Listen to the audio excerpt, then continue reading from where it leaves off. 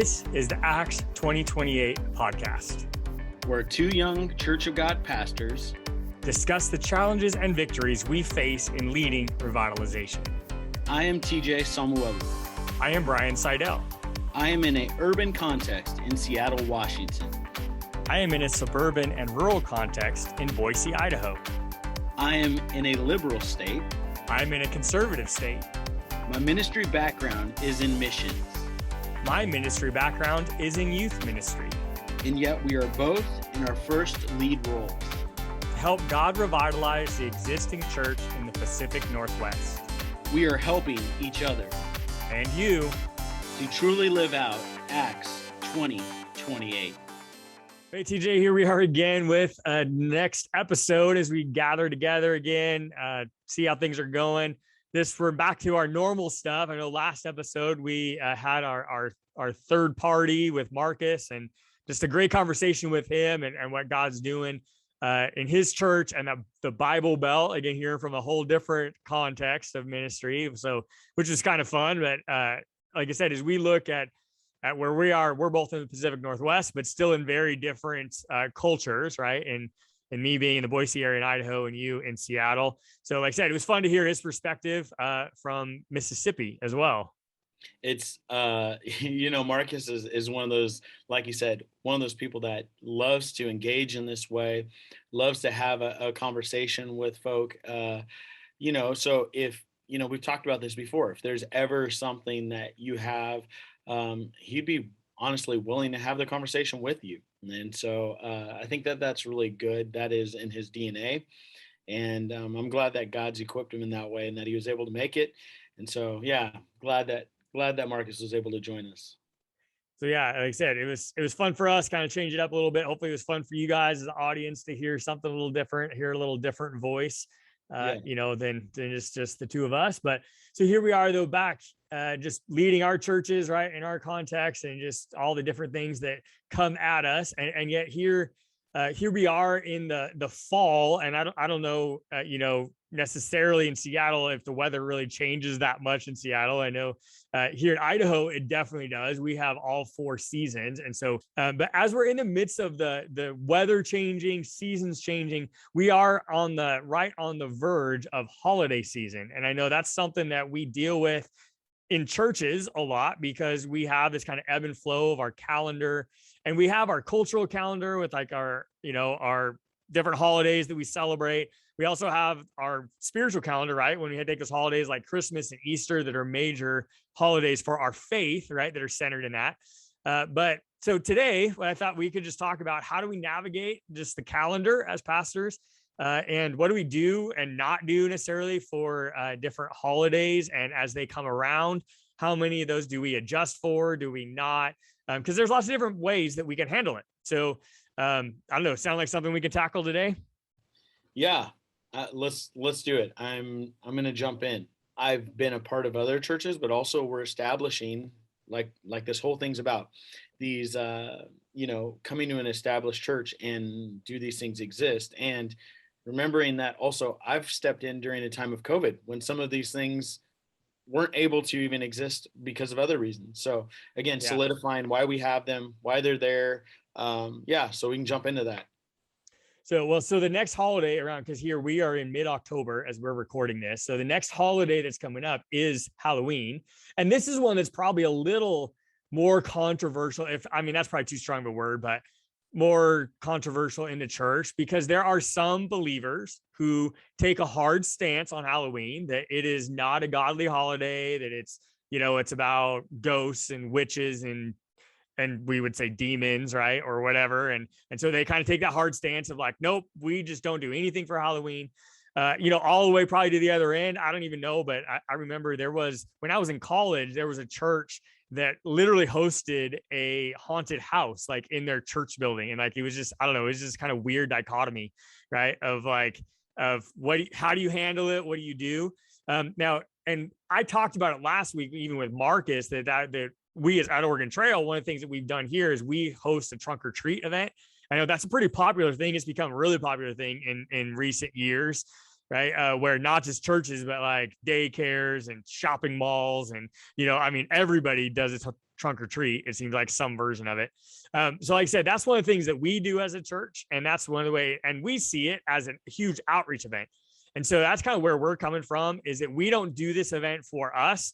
And again, like you can do, like Marcus said, they did a harvest festival. It was more kind of focused on the people in their church. We use this event as one thinking like, well, our culture is out looking for something to do on Halloween night. Right. And even as our world's changed, like some people are just not comfortable taking their kids, trick-or-treating to strangers' houses and kind of whatever. So they said we've taken the opportunity in our community, and there weren't a lot of trunk-or-treats out in our area of the valley where we're at. And so we have done that every year that I've been at Oregon Trail. And as I shared last week, that was one of the events that kind of brought hope into our congregation of realizing that the community would show up to stuff that we were doing.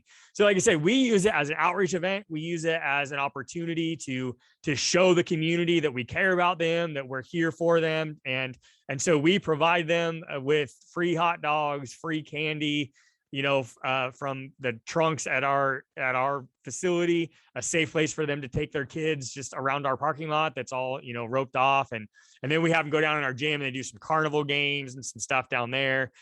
So they said that's our event. That's and that's the way we handle Halloween. But at the same time, as I told you right before we got on, I literally got an email this morning from a lady in our church. And again, she just said, she's like, I'm glad our church is doing this. I see the value in it. She's like, but just my personal conviction is I just can't be involved. And it would be a hindrance to my faith. And just in her story and things, I get that. And I told her, and literally I talked to her today and I said, I understand where you're coming from. I have no problem with that. And I don't want you to do anything that God doesn't want you to do, right? Or that's going to hinder your faith journey. And so I'm like, you have my blessing to not participate, right? And ultimately that was kind of her worry. Cause, as I've said, I'm like, hey, we need to do this. Let's come together as a church. And she's like, she's like, I'm all in with our church and I want to help, but I just can't. And I'm like, and so again, she kind of needed my blessing. Not that she needed that, but she felt like she wanted that, right? To not participate for her personal reasons. And again, I absolutely encouraged her in that. And I said, no, you need to do what God convicts you to do in your own heart.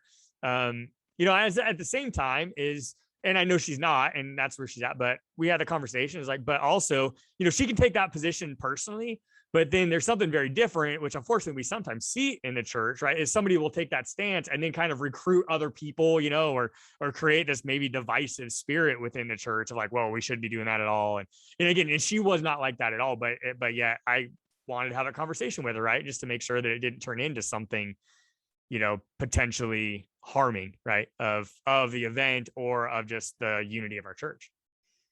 Yeah.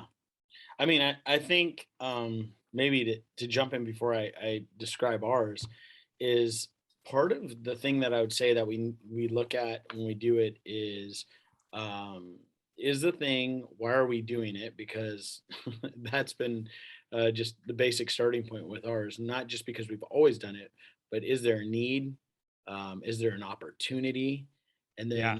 kind of like we do in our own life, like what does God's word say about it? And so I think if it causes her to stumble, I get that as well. But like, I think we do events with the opportunity to get engagement so that things are no longer just like a head knowledge, but they give an opportunity for our faith to live itself out, and application gets a chance to be demonstrated and take root.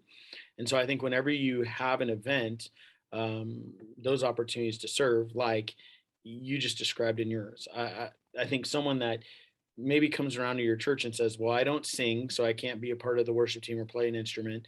And I, don't pass around the offering plate. By the way, most churches don't do that anymore. But if I didn't do that, or I don't teach Sunday school as a man, like what is my role like in church? I'm not a greeter or an usher in that sense. I'm not teaching a Sunday school, and I don't play an instrument. Like my job is to show up and bring my family, I guess. And so Yeah. I think like that can be pivoted in that way, that you can have somebody now cooking hot dogs, and the fact that they want to bring their Traeger grill that they get geeked out on, that they love, to be a part of that and cook hot dogs if they so be it. That's their way of using their time, talent, and treasure to give back to the kingdom. And so Yeah. again, they might not be looking at it completely under the auspice of like, hey, I'm doing ghosts and goblins. They're looking at it from, hey, I get to cook and help meet this point of need. And so I think having events where people can serve and the opportunity to be the hands and feet, I think that's always important. So I just wanted to touch on that piece before. Yeah.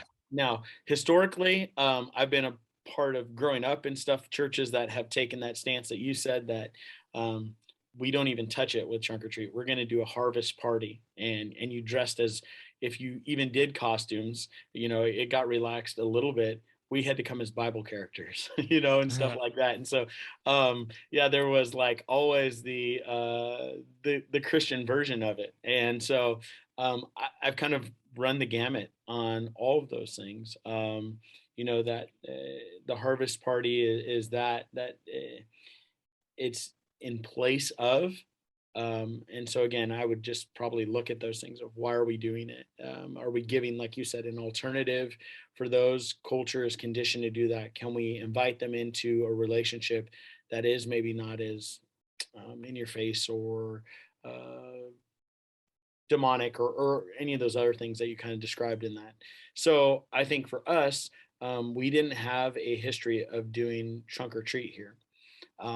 But we did one last year in the middle of COVID and it was a success. And so um, we had probably, oh gosh, let's see, probably about 40 cars that chose to participate. And of those, I would say half were probably almost families from our child center. And so these are, again, families that we don't worship with on a Sunday, but they saw the value in that. And because their kids come here for a child center purpose, and again, kind of being a need meeting part in that need defined in this context, as you were saying, was um, our families in a metropolitan area like this, there's always an opportunity, but you just don't know for safety and even during time. So ours is strategically like from 3 to 5 before it even gets dark because we have younger families. And so they're Mhm. not out in the, safety wise and some of those things. And one of the things that I was most excited about was, like one of our board members made a candy shoot during COVID time. So it was like this huge, like PVC pipe contraption that went down and then came up, and he had this huge blower attached to it. So he dropped candy in it and then hit this thing, and candy would like shoot up in the air and kids could like get it and it would be like around them. And so anyhow, just finding fun ways like that. So like now I've just touched on, I basically had an engineer use his gift set to create something that wasn't your normal pass out candy thing. Yeah. People that have artistic abilities, I mean, they're decorating a trunk and they can geek out, and some people are going to take this extremely far. If it was left up to me, I live in like Amazon country, but I would be buying like the all-in-one inclusive kit that kind of comes pre-assembled. Because my time is limited at sorts, and then even just the creativity, sometimes I might not be able to come up with the best part. So I'm not saying Yeah. that's a free out, but I'm saying, again, there's some people that they hear this and they're running with it. They just enjoy that. So we have that. It was one way that we're able to. And in fact, again, now this year, as we serve through what we have in our neighborhood called the Maple Leaf Community Council, they usually have kind of historically a parade route that they go through, and they create an opportunity for families to say, hey, yes, we're on that route, you can get candy from us, they can do things, and it's from a neighbor and it's kind of vetted, and so it kind of removes some of those um, apprehensions for parents. They're not doing that this year, so again, that not being available, this is allowing a spot where we can step into that gap once again and do that. So last year was more for our church families and um, our child center families, but it now will expand more to the community, I'm sure, this year. And so again, that's our next one, like yours, as we record here, like getting into late October, and that's about to be here in the next we're a little over a week out. So um, I think that's what we do. That's why we do it. Again, we have talked about things all over the place of, sometimes it doesn't fit for a place. Sometimes it doesn't Yeah. work. In coming to an established church, have we done it? Does it need the the ability to reach the community is there, but maybe things have changed since then. I know in Boise, yeah, like a lot of churches do trunk or treat. So you're kind of like a competing one with that. So maybe you have to set yourself apart from that in the sense of, yeah, we're not going to be just this trunk or treat church like everyone else because there's one literally down on the next corner. Maybe you have to find ways to engage. But again, that's when you're doing these things, what are you, that would go back to, again, how would I define an event? Would be, what do we have in our church family that sets us apart? Like, what do we have that we can utilize those gifts and talents during this time? Yeah, no, absolutely. And again, I think that's probably the takeaway for any of us, whether you're an established church or, or a brand new church plant, right? But of you need to know why you do it, for anything you do, not just a holiday event, right? But Yeah. again, whether it's small groups, right? Or even your youth group or your kids ministry, I mean, to men's and women's ministry. I mean, you can take that to anything in the church. Like, why do we do it? If the only reason you're doing it is, well, because we've just always done it and we like it. Now, again, there's nothing wrong with fun for fun's sake, right? And I think that's, and again, that is a part of the church, right? We can get together and have a good time. Like, there's nothing wrong with that. But I think that if, again, the point being, you need to define what your goal is and your purpose for anything that you do, especially when it comes to holidays, because it's easy to get sucked into just, well, we've always done it, or this is what we do at this holiday, and to lose the heart of why you do it. And like I said, I think it's okay as long as you just admit the truth about it, right? Just like that was one of the things that Marcus said, like for their harvest party thing. He's like, it was a very inner focused thing, and that's what they needed at that season, and that's an okay purpose. I'll tell you. So, like I said, for us, right, Halloween is a very community focused thing. It's an outward thing, right? And we do that on purpose, and we say that from the beginning, right? Like, hey, we are not doing this for our kids and our church families. We are doing this for our community, people who don't come to Oregon Trail, which is why we need to be here to put it on for them. But again, we do other events that are focused on our church family. I just said the next one, right, is Thanksgiving. And like I said, we have done at Oregon Trail, we've done like a Thanksgiving feast, with our it's like one of the few all church like potluck type things that we do. And we do that once a year. Like I said, again, we didn't do it last year because of COVID. And so now there's already this huge buzz this year about us getting to do it again. And people are excited about it. And there's a lot of, newer people in the church that have never been to it since we didn't do it last year. Right. And so, kind of around. And so they said there's this cool buzz about our Thanksgiving feast thing coming up too. And that event is, again, it's a holiday centered thing, but it's literally our goal is we're not inviting the community. I mean, it is for our church family. And like, we still encourage them to invite their extended family or close friends. Like they can bring people to it, but it's not, but again, we're not like putting up banners, outside on the corner like we do for trunk or treat, or for Christmas Eve service, right? Or those kind of things that we invite the community to and want people to show up that don't come to Oregon Trail. Like I said, this event is specific on we're blatant about our purpose, right? Our purpose is for us to get together and have a good time together, right? Yeah. As a church family. I think that purpose is important because I think you have to understand, um, you know, what is the event? Is it evangelistic to extend, like you said, like outreach? Is it, insular, like was the word I think Marcus used for your own purpose? Because sometimes you need those. And then I would say another thing that we've also had to do is not only the why, not only the purpose, but another thing that you can put into this category is the scorecard.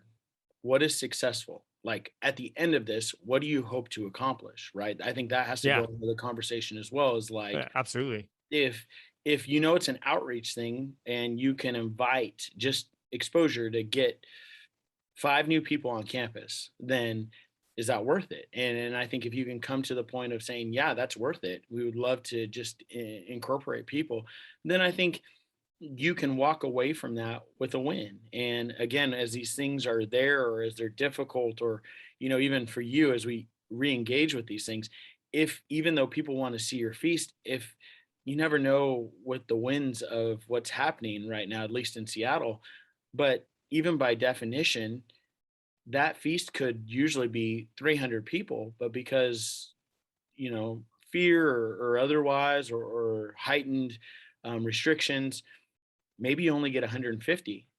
So again, do you get put in a position to be like, oh my gosh, well, we failed. I mean, we got half of what we normally would get. And so I think understanding where you're at, what are the times and those things. I'll give you one that is in that realm for me. So I've been here now, um, let's see, February will be 2 years. But coming in February, it was really quick that 2 months later, Easter came upon us. Well, if you remember, March was when the world shut down. So one of the things that we're known for is having a sunrise service at Green Lake on the water. And so pandemic comes a month before that, shuts down, we don't have it. This year rolls around, things kind of get heightened again, and the park won't let us rent the park, and we're not allowed to do it. um, some people were like, well, let's just go and storm it, let's do it anyhow. But again, you got to remember Yeah. that is your part of this, and your purpose is um, you're bearing witness in these things. So like, if we tell the city we want to help you, but they just told us no, and we say, well, forget you, we don't care what you say, we're going to do it anyhow, that's probably not bearing the best witness. So Yeah, that absolutely. that takes into account. So then, the first 2 years now, I haven't been able to do it. Now they're saying in year three, there's an amphitheater that's there that historically they had like performances and diving acts and all these things. Now they're saying they are going to be doing construction. So now this next year in spring, we're not going to be able to do it. So I'll be here in 3 years. We haven't been able to do the thing that we've been known for or that we appreciate. And now the cynical side of me would also maybe interject another layer here, would say, at what point, I mean, I think those things are real things, we've walked through them. But if I got a fourth year from them of like, oh yeah, now we only rent these things on these times, part of that might be that our local government is saying, hey, we don't want you here, but we can't say that. So you have to be in tune to, again, the Sure. community you're serving in. And I don't know that we're there yet, but there is a part of me that's like, man, I'm going to be here for my fourth Easter, even if it's a full blown go, before I even get to see this thing. And so, again, Yeah. sometimes when you come into established church, you think, let me have a year to see how this plays itself out. Does it still meet the mark? Is it still these things? But the reality there, it's a little bit more complicated, at least in this context for me in this particular event. Sure. Well, and I think the reality, let's just, I mean, call it out. I mean, the reality is COVID has made everything more complicated. And I think especially even when you look at, again, how do you celebrate holidays as within your faith community, within your church? I mean, that's one of the things that has been complicated, right? I mean, by it. And again, those traditions, like I said, like, and thinking back to that, even, because that was, again, that first Easter, I remember, when because everything shut down, right? I mean, that was no matter where you were in the country, no matter what it was, like everybody was shut down for that Easter. And I remember there was all this buzz around the even pastoral community, right? Of, and people making all these, they're like, we'll never have to, not gather for Easter. And then all of a sudden, like we didn't, right? Like nobody could gather for Easter. And which I think brings up the thing, especially the transition to those faith specific holidays. And I think that is where I think we were all forced to ask that question, even on that Easter, was, what are the traditions, even of our faith and of those holidays that are grounding to our faith? I mean, Easter and Christmas are the two major ones, obviously, right? Birth of Christ and resurrection of Christ. I mean, when we look at those things, but like maybe we have these traditions, right, that we celebrate in certain ways, that likely enhance the celebration of a holiday as a church family. But I think we still have to sit down and ask the question, though, again, the same questions that we already said, right? Like, well, why do we do this? Like, what's the real point of this holiday? Again, is the point of Easter to, to put on this dramatic, huge, like dramatization presentation of the, resurrection? Again, and churches do that. I'm not saying they shouldn't do that, but a lot do. I mean, there's one in our community here in Nampa, just again in our neighboring, that has done it for so many years, right? And like everybody goes to this one church at Easter to watch this play, right? I mean, and they do it all the way. I mean, they have like live animals on the stage and the whole, I mean, it's impressive, right? But again, to say that, like, can we celebrate that, the grounding of our faith, the resurrection of Jesus, without that tradition? And I think that's where we have to ask that question of, man, is this tradition even healthy? right? Is it helping our church move forward? Or, because again, and I've known people that go to that church that do that production, and like they kind of, I mean, some people have literally stopped going there just because they're like, well, because we don't want to, it's a huge drain, right? On the time commitment and the resources that pours into that production every year. And God, they're like, and we've it's lost its point, and so again, like it's hard to navigate those things. I think, and COVID has kind of forced us in some ways to ask those questions. And again, I mean, even myself as a pastor, like, man, how do we celebrate Easter when we can't gather together? Right. And yet we need to, because it's grounding to our faith. Right. And even in that, like, Easter Sunday in a lot of churches, it has been for us, has been a huge outreach opportunity. Right. There are a lot of people that go to church on Easter, right, that don't go at any other time of the year. And so, we've seen some of our, I mean, largest weekend attendance numbers are always Easter Sunday is like the top, the biggest Sunday of the year. And then all of a sudden we had to do it online, right, or do something different. And like that was tough. Yeah, absolutely. And I think, again, and not to be cliche, but we both serve in this movement called the Church of God. And we have this tagline. Like, I think, the why could also be defined in a sense of with a filter that says, is Jesus the subject? And I think if it's outside of that, then it becomes a little bit more difficult because I think oftentimes now, you talked about the two most prominent religious holidays, and centered around those Easter Sunday, Christmas. We talk usually about Advent and some of those things that usually come into play as well. But there's this big push from society that there are these other holidays, and that they also are vying for that Sunday, right? Like when you have a Mother's Day, when you have a Father's Day, when you have those things. And if you don't honor them, how can they become divisive? Or, even from the other side of, oh, well, you highlighted mothers and you gave chocolates away, and for Easter you didn't do that. You're placing that over the resurrection. And I mean, I'm tongue in cheek to some of this, but these are things Sure. that we literally hear from time to time that people get, um, you know, upset, frustrated. And I think they're only going to continue to grow, right? Like as we have these things, as culture tries to creep its way into the church in the sense of whatever holiday or whatever thing may come its way, like in Boise, it was so much easier to celebrate like holidays more with patriotism attached to it. That's not necessarily the case here in Seattle. And for some people, even those that served, you can find those that say, well, I come to worship and I come to, have a Sabbath with God. But honestly, like I was a part of that and I lost brothers or sisters in the war. And so to actually highlight those things on that Sunday, actually, I deal more with like survival guilt or remorse and those things. And so it's really difficult when you highlight those things for me to even come.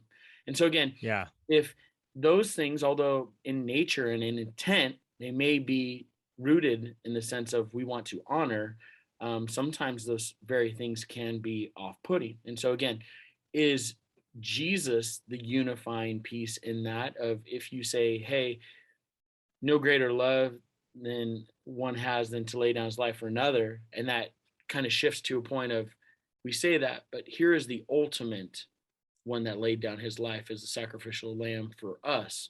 And that takes a different tone in the sense of that it's about Jesus as opposed to glorifying or those things. Just as much as I'm the biggest, sports fan and stuff, we've talked about golf and all those things. Like my voice is still not recovered from me yelling at the Seahawks losing in overtime to a team that will go unmentioned. But like, like I still wouldn't make a holiday that would supersede what we're trying to do as a church, right? So Yeah. anyhow, those things I think are part of the hardship. Is like what do we have, and not allowing those events or things to hijack the mission of our church. So again, Yeah. as you have the whys, you have those things. If we have a mission statement to engage with our community, you talk about it in a journey fashion for your church, but if it's not coherent or cohesive with that piece, then it's probably something that could also be a disqualifier of, again, why are we doing this? Yeah, no, exactly. And I think again, you bring up a really good point. And I think because I want to come back to to Christmas and Easter and those faith ones, but I think before that, as you bring up like things, those holidays like Mother's Day, Father's Day, Veterans Day, Memorial Day, July 4th. I mean, you have these again these different holidays that really have nothing to do with our faith necessarily, right? And yeah, I think it's easy to kind of spin it or tweak it or massage it into this, Christian thing when these holidays aren't inherently Christian. And like, but they are kind of still against something in our culture, right, that we celebrate.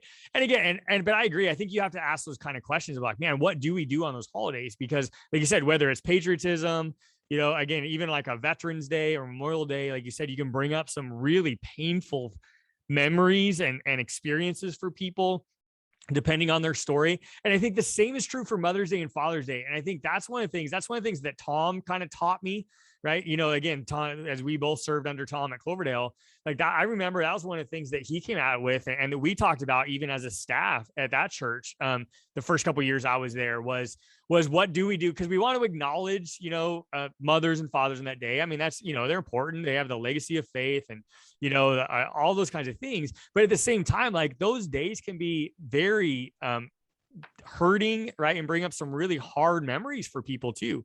Again, a couple that's struggling with infertility, right? Like Mother's and Father's Day can be the hardest days, right? Or somebody who's lost a kid. And, I think you think about Tom and Denise, like they lost Luke, right? And he died when he was 5 years old. And again, like those days can bring up those really hard memories. And again, and I've heard of people saying that like, no, I will not go to church on Mother's Day and Father's Day just because I just don't want to, they're like you said, like I want to go there to worship. I don't want to go there to be reminded of these painful seasons of my life, right? Or these struggles that I've had. And so again, I think we can even do a disservice maybe in our churches, like I said, if we make the focus on that holiday and not on Jesus for that Sunday. And like I said, we always try to tweak it, and take our own creativity and, look at the best father in the Bible and, or whatever. We've all heard those like, holiday specific sermons or like whatever. And so, but personally for me, like I've never planned sermons around those types of holidays.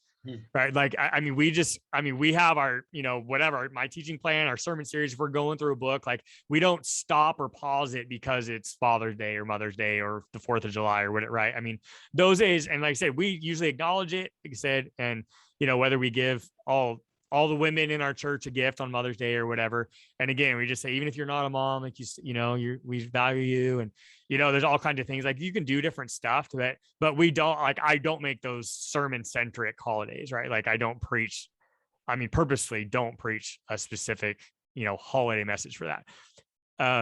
Now again, there's all those that now to say I do preach and plan my sermon teaching around Christmas and Easter, right? As I'm sure every pastor does, I would expect. But the thing I want to bring up about those, though, as we circle back to those, is there is also this balance, and how do we handle it in the church between the cultural Christmas, right, and the religious Christmas, right? So, and the same as in Easter, right? I mean, again, Christmas, you have the baby in the manger, and you have Santa Claus, right, and the reindeer. Right? In Easter, you have again the resurrection, right, the passion of the Christ. And you have the Easter bunny and the candy and, the Easter egg hunts. Right. And so I'm just throwing that out, right? How do we handle that within the church? And how do we keep Jesus the subject even on those holidays? Yeah, I think you have to tell the story. And I was just looking at, this is a little bit off topic to some degree, but I think it's relevant in the sense of, coming to it with love and knowing the significance that Christ played. So, like, even when, I was telling someone this the other day, when we look at something like that we're familiar with, like the act of communion, is we do this in remembrance of him, reminding ourselves that, uh, you know, Jesus is the subject here still, and it was about a new covenant, right? That's how we look at that. And when we look at a covenant, it's not just like, it's not a whimsical thing that we look at nowadays, like, we can get in and out of marriage, or we can get divorced, or we can do these things.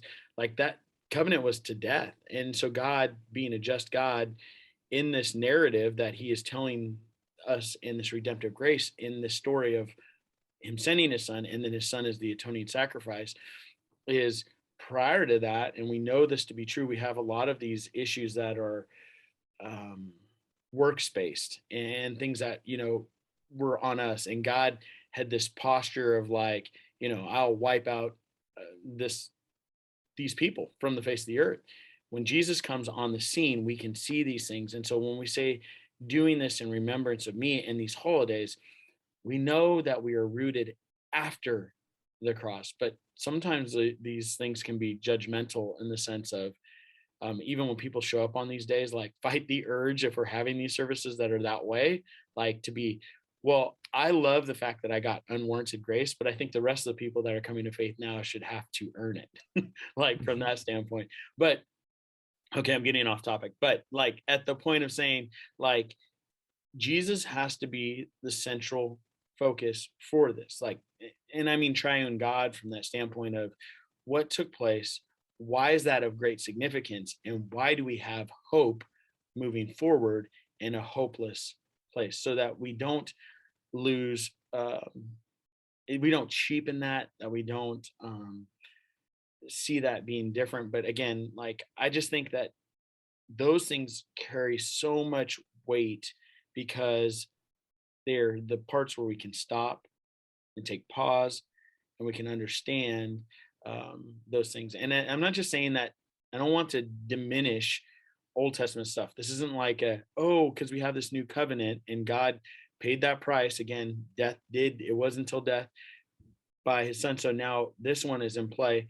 Um, like, I don't want to diminish that and say it's only New Testament, because in knowing that that Christmas story takes place, all of those things that came to pass, like from the house of David, all the Old Testament stuff, Isaiah prophesying of our Savior to come, that's what makes that story so wonderful. I mean, we know that Mary is a miracle on that part. Like, that unto itself is like jaw dropping.